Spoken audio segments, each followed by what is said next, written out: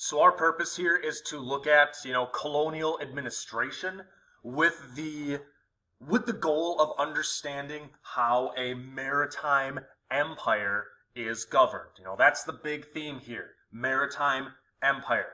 Now, it took about 100 years after Columbus's initial voyage for Spain to create the empire in the Western Hemisphere that you frankly see on the map here. It includes most of the Caribbean islands and massive portions of North and South America. Now, the system that was established was highly centralized and relied on close cooperation between the crown and the church. The concept of a viceroyalty is simply an administrative division in the Western Hemisphere. So viceroyalty it's a government.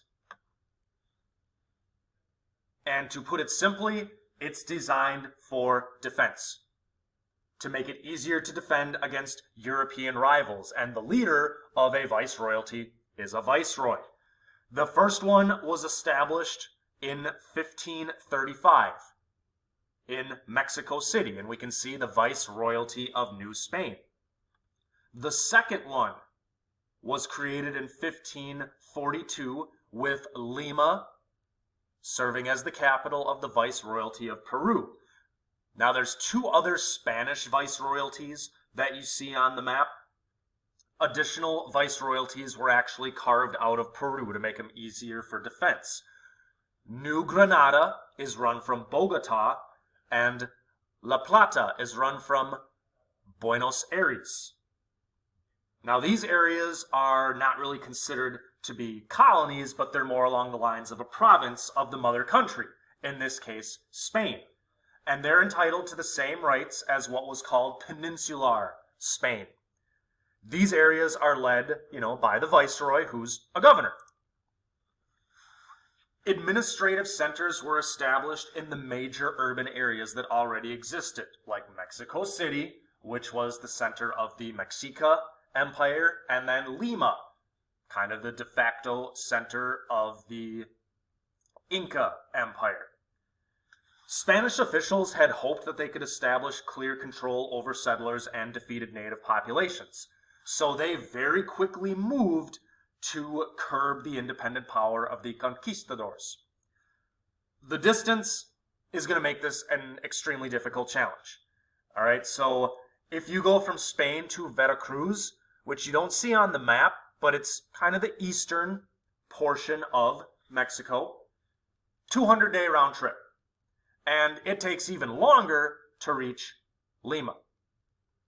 Now, most leaders of these viceroyalties were what we would call peninsulares. They were born in Spain.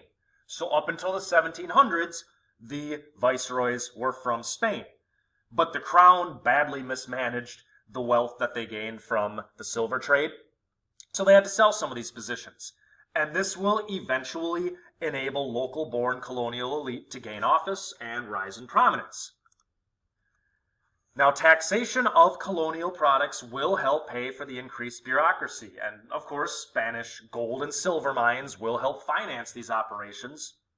And when you look at the Viceroyalty of Brazil, which is Portuguese, sugar and gold will do the same for Brazil. The monarchy does try and take a hands-on approach in the affairs of these territories, but the heavy taxation will drain these areas of capital, and they'll prevent the setup of political institutions that can be more quickly responsive to the needs of the locals. So a viceroyalty was utilized by the Spanish and the Portuguese, so the Iberians, to administer to these maritime empires. Now, the Catholic Church becomes the main agent for the introduction and transmission of Christianity to the locals, but they also spread the European language and culture. The Pope had granted the Spanish crown the right to exercise control over all matters except spiritual matters. So the crown handles everything except faith.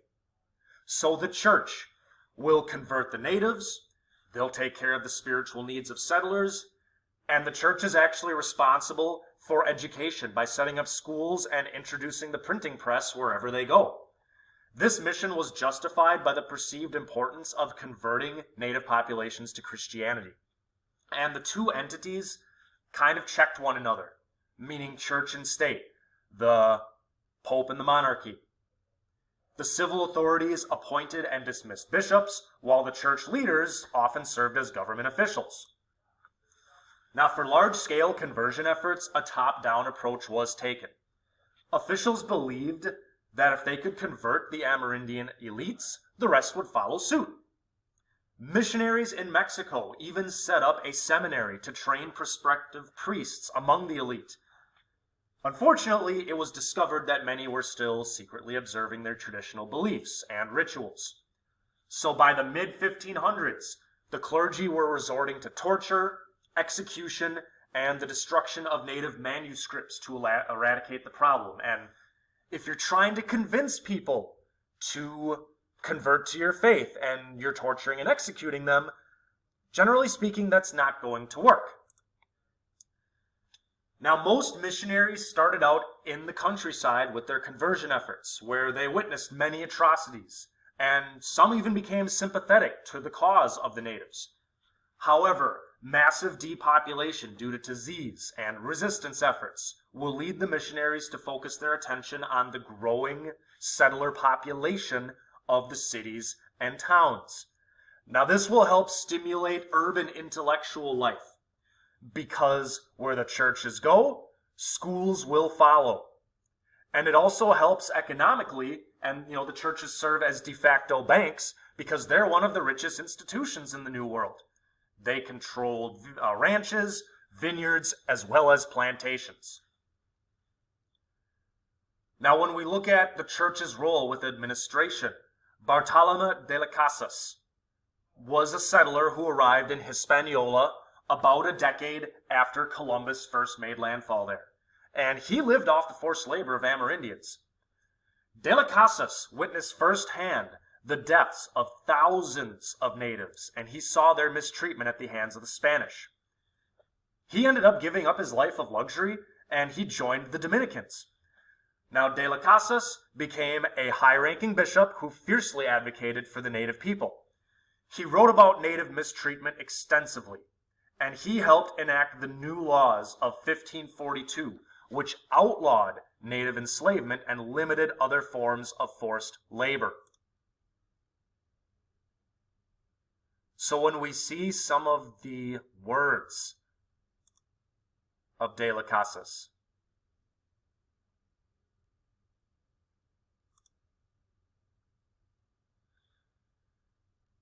his words will certainly have an impact on how outsiders will view Spanish actions in the Western Hemisphere. So when you look at colonial administration, the viceroyalties allow for supposedly more efficient administration and defense, while the church does take a more active role, both in administering laws, converting the local populace, and also shining a light on the mistreatment of Native Americans.